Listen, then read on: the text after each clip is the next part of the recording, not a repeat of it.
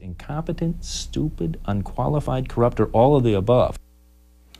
Now, the National Review is a conservative magazine, and the author, Byron York, was making the point that if all you did was watch or read the mainstream media, you would think Sarah Palin was incompetent, when in fact, as York pointed out in his article, she has a very successful record of bipartisan governing in Alaska.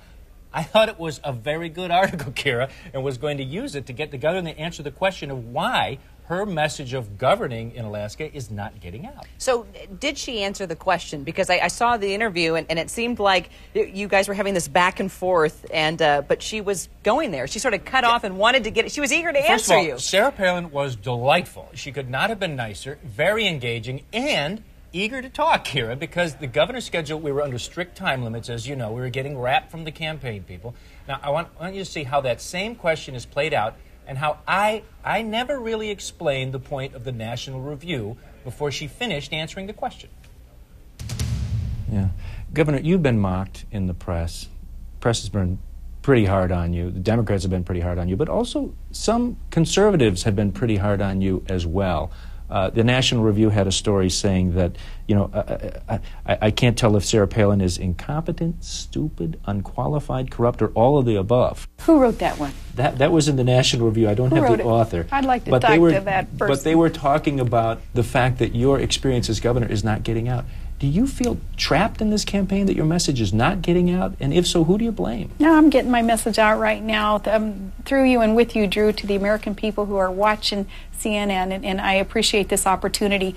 No, you know, that I am obviously an outsider of the Washington elite and of the conventional, I think, media targets or media characters that have been a part of this for years. And I think that is fine, though. That is good for the American electorate to understand they have a choice here in our ticket of having the experience and the reputation that comes with John McCain as being the patriot and the maverick in the Senate. You have that, and you combine it with a team member who is new and fresh, with new ideas, new vision, new energy that needs to be infused into Washington, D.C., with that commitment to clean it up in D.C.